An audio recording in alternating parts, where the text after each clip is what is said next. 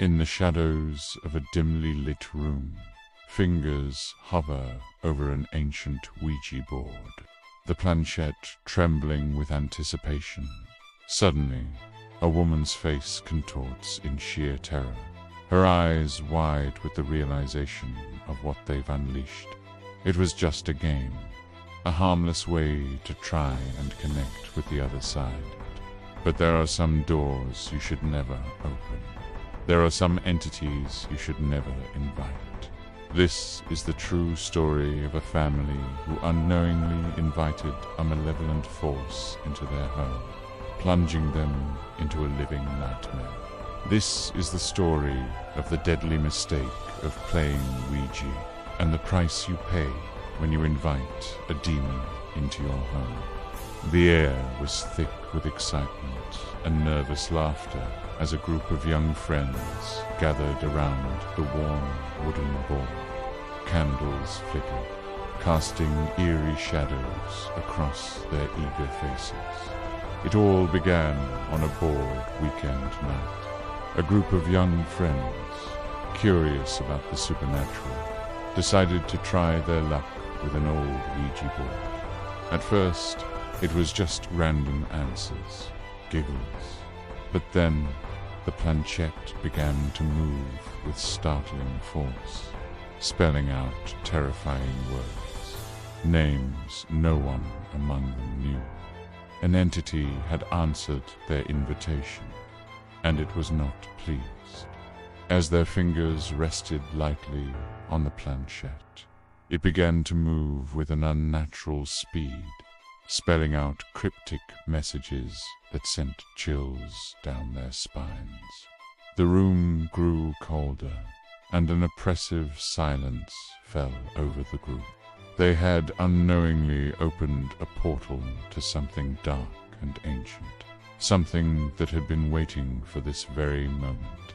Immediately after that night, the horror began.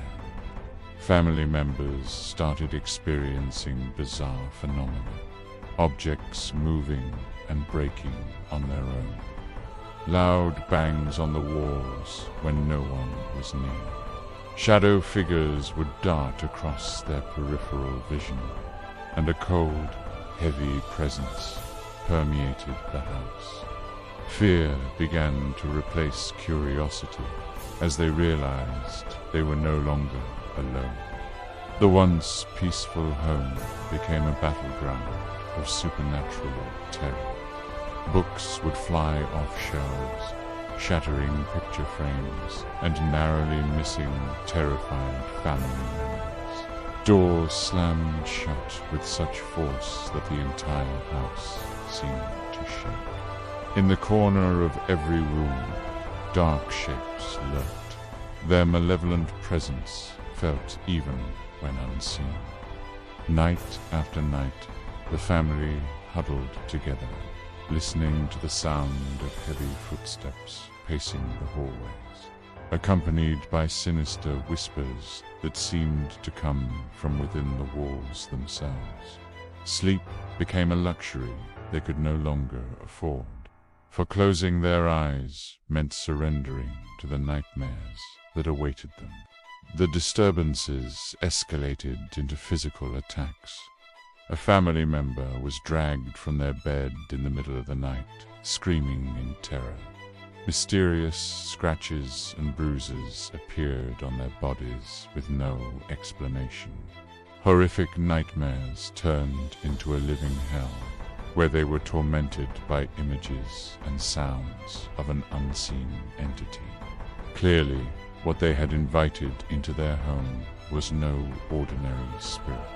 It was something far more malevolent. The youngest child, a girl of only 8, woke one night to find herself suspended above her bed, an invisible force holding her aloft as she screamed for her parents. When they rushed to her aid, they were thrown back by an unseen hand, powerless to help their daughter as she sobbed in fear. The father, once a skeptic, now found himself covered in deep, angry scratches that appeared out of nowhere. 3 parallel lines, as if carved by demonic claws, would manifest on his skin as he slept.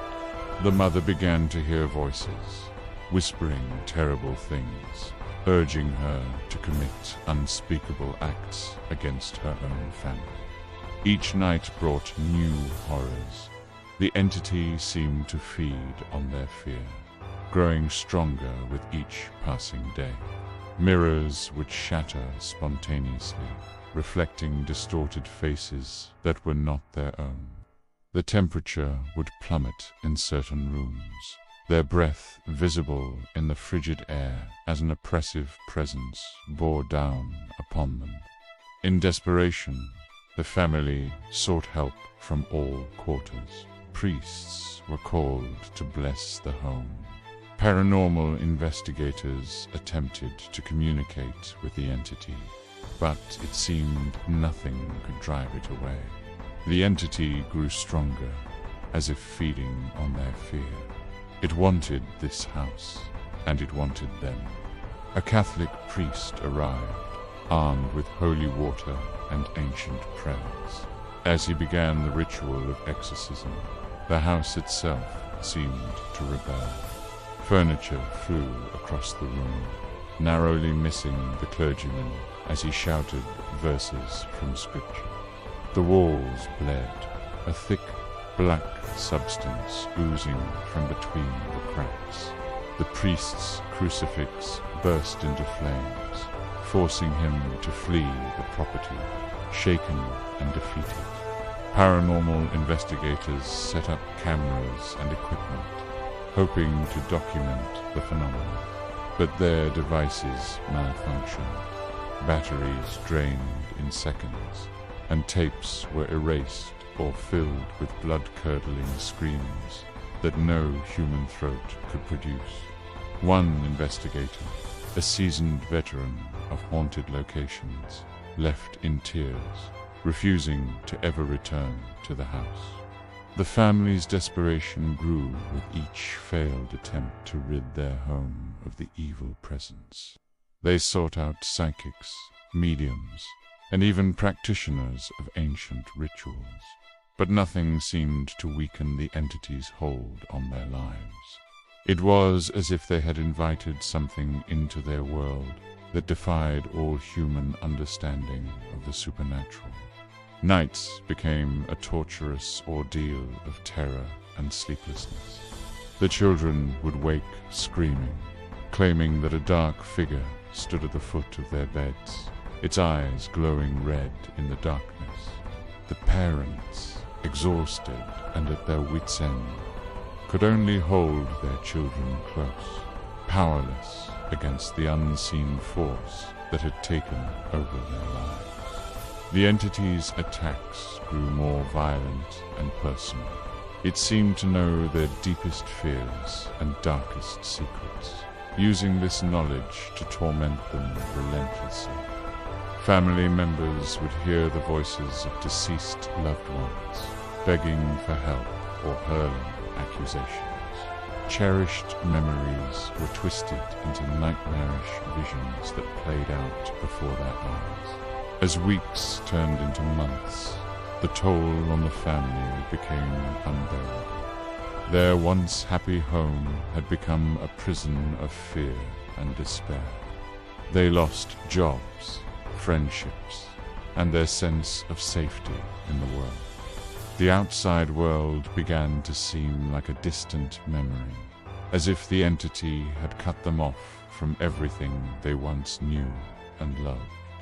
In a final, desperate attempt to reclaim their lives, the family decided to abandon their home. But even as they packed their belongings, the entity made it clear that it would not let them go easily. Objects would reappear after being packed, as if the house itself was refusing to let them leave. The car wouldn't start, and when it finally did, it veered off the road, nearly killing them all. It became clear that what they had invited into their lives, that fateful night with the Ouija board, was not content to stay in the house. It had latched onto them, a parasitic presence that would follow them wherever they went. The realization that they might never be free of this evil was perhaps the most terrifying moment of all. This family's story serves as a chilling reminder of the potential dangers when you attempt to open a door to the other side. The Ouija board is not a harmless game. It is a portal. And sometimes what you invite in ... will never leave. This is chilling proof that there are forces beyond our comprehension, and they are waiting for an invitation. An invitation you should never give. As the family's tale fades into legend, their abandoned home stands as a silent warning. The Ouija board lies forgotten in a dark, dusty corner, waiting for the next unsuspecting souls to make the same deadly mistake. For in the world of the supernatural, some games are not meant to be played, and some doors are better left unopened. The price of curiosity can be your very soul, and the entities that lurk beyond our world are always hungry for new victims. Beware the invitation you extend to the unknown, for you may find yourself trapped in a nightmare from which there is no escape.